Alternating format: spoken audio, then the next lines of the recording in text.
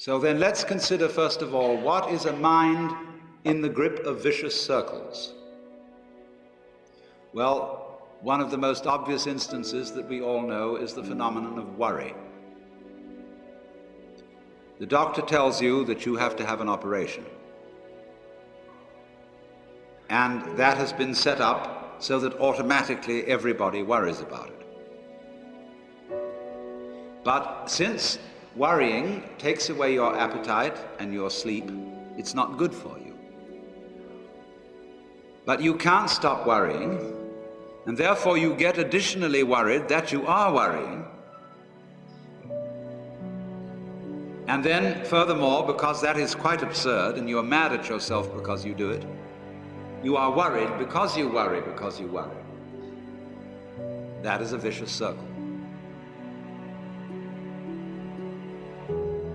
So now, can you allow your mind to be quiet?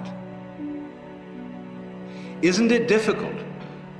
Because the mind seems to be like a monkey, jumping up and down and jabbering all the time. Once you've learned to think, you can't stop. And an enormous number of people devote their lives to keeping their minds busy and feel extremely uncomfortable with silence. When you're alone, nobody's saying anything, there's nothing to do. There's this worry, this lack of distraction. I'm left alone with myself, and I want to get away from myself. I'm always wanting to get away from myself. That's why I go to the movies, that's why I read mystery stories, that's why I go after to girls or anything that you do, or get drunk or whatever. I don't want to be with myself. I feel queer. So, well, why do you want to run away from yourself? What's so bad about it? Why do you want to forget this? Why do you want to become yourself? Because you are addicted to thoughts. This is a drug, a real dangerous one. Compulsive thinking, going on and on and on and on and on all the time. It's a habit. So there's a difficulty about stopping that activity. And you really have to stop it if you want to be sane. Because if I talk all the time, I don't hear what anyone else has to say. Then I'll end up in the situation of having nothing to talk about but my own talking.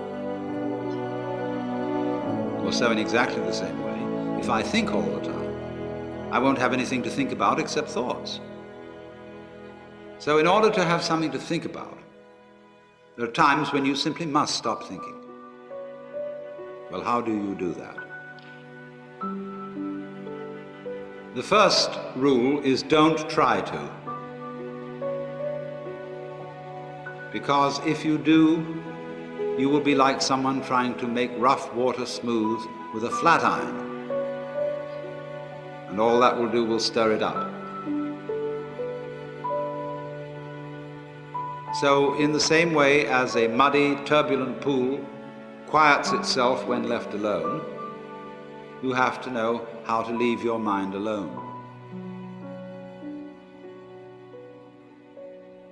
It will quiet itself.